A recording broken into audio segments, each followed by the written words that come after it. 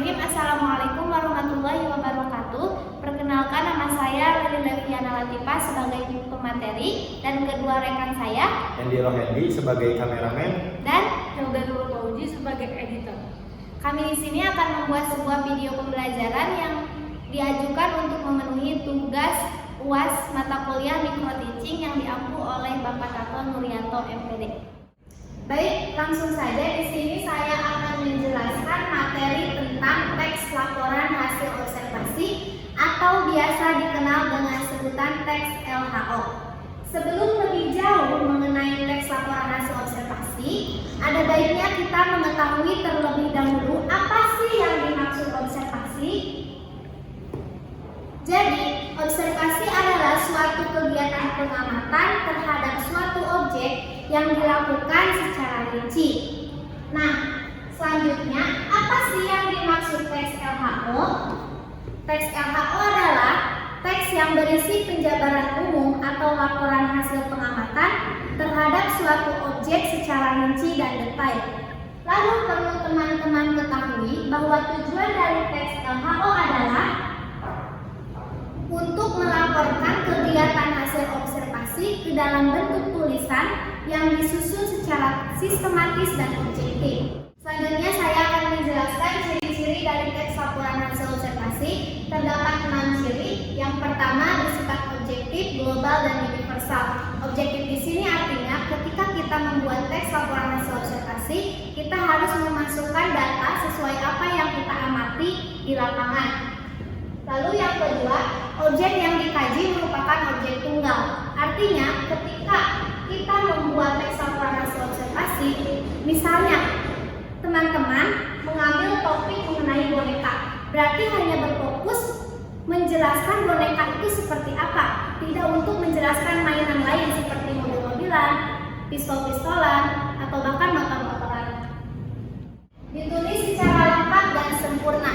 Tujuannya agar pembaca tahu apa yang telah kita amati, maka strukturnya harus lengkap. Selanjutnya ciri yang keempat, ditulis berdasarkan fakta. Artinya, ketika kita membuat teks laporan hasil observasi, kita tidak boleh memasukkan opini kita terhadap objek yang diamati. Ciri yang kelima, hasilnya dapat dipertanggungjawabkan. Karena teks laporan hasil observasi merupakan teks yang didasarkan pada pengamatan, maka hasilnya harus dapat dipertanggungjawabkan. Ciri yang terakhir adalah strukturnya berkesinambungan. Artinya antara penjabaran umum, deskripsi bagian, dan deskripsi manfaat itu harus saling mengikat satu sama lain. Selanjutnya, materi tentang struktur dari teks laporan hasil observasi. Ada 3 struktur yang dapat teman-teman pahami. Yang pertama itu penjabaran umum. Penjabaran umum adalah bagian pengantar atau pembuka. Misalkan teman-teman mengambil topik mengenai kucing, berarti teman-teman bisa memasukkan definisi dari kucing itu sendiri pada bagian penjabaran umum. Selanjutnya, struktur yang kedua adalah deskripsi bagian. Pada deskripsi bagian, teman-teman mulai membicarakan mengenai objek yang diamati, bagian-bagian dari objek yang diamati. Misalkan tema kucing tadi, teman-teman bisa memasukkan ciri-ciri fisik kucing, jenis-jenis kucing pada bagian ini. Yang ketiga itu, struktur yang ketiga ada deskripsi manfaat. Dalam deskripsi manfaat merupakan struktur yang terakhir. Teman-teman bisa memasukkan manfaat dari objek yang teman-teman amati. Misalkan kucing tadi bermanfaat sebagai entah hewan peliharaan atau bahkan penghilang stres atau bahkan pengusir hama seperti tikus. Selanjutnya, ciri kebahasaan dari teks LHO adalah terdapat kata, frasa, perba, dan nomina.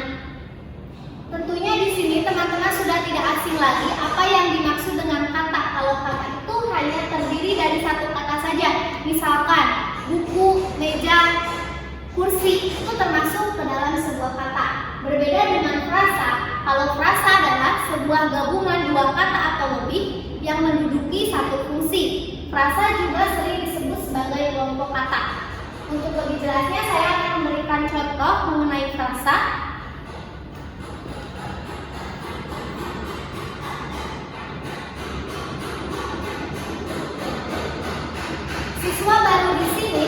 digolongkan sebagai bentuk frasa karena merupakan gabungan dua kata, yakni kata siswa dan kata baru yang menduduki satu fungsi, yakni sebagai subjek.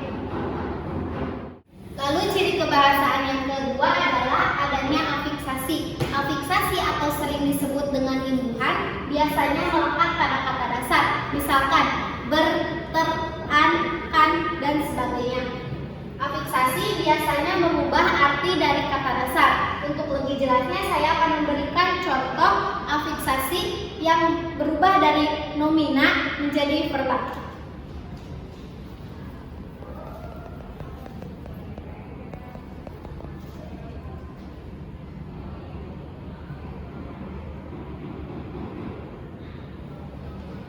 Nomina sabmu jika mendapatkan imbuhan me, maka katanya menjadi menyapu. Menyapu di sini dapat digolongkan sebagai bentuk verba karena merupakan sebuah kegiatan. Ciri kebahasaan yang ketiga adalah adanya kalimat definisi dan deskriptif. Apa itu kalimat definisi dan deskriptif? Kalimat definisi adalah kalimat yang berisi tentang penjelasan terhadap suatu objek. Misalkan, wayang adalah atau wayang merupakan, seperti itu. Biasanya terdapat kata kunci berupa adalah, ialah, yaitu, merupakan, dan sebagainya. Sedangkan kalimat deskriptif adalah kalimat yang berfungsi untuk menerangkan sesuatu. Misalkan,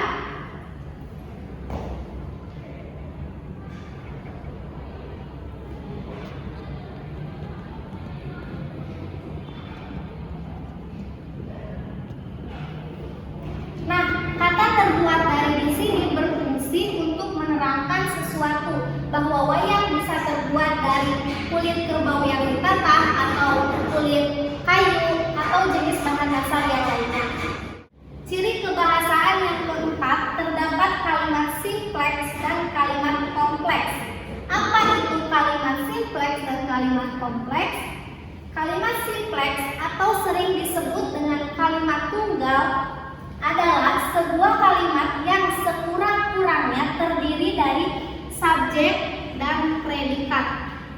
Namun, jika terdiri dari subjek, predikat, objek, dan kata keterangan juga tidak apa-apa, asalkan dalam sebuah kalimat itu masing-masing kata menduduki satu fungsi saja. Misalnya begini.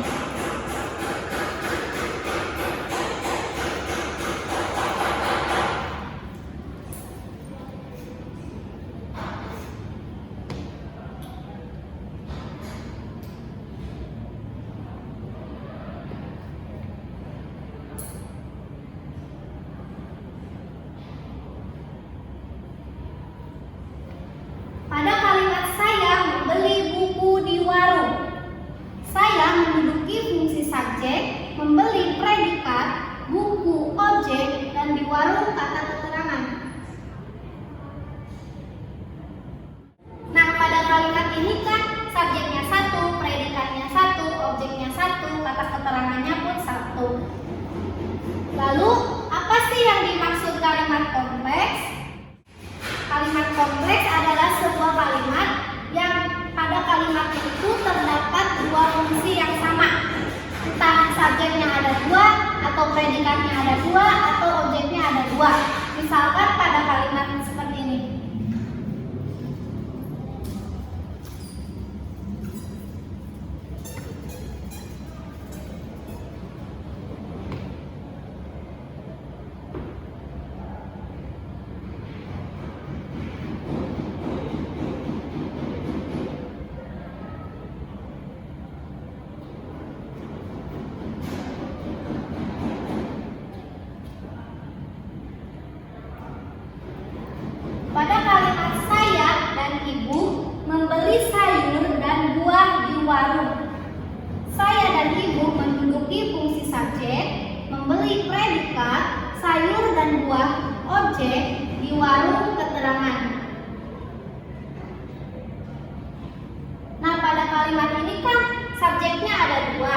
yakni saya dan ibu. Begitupun objeknya, yakni sayur dan buah.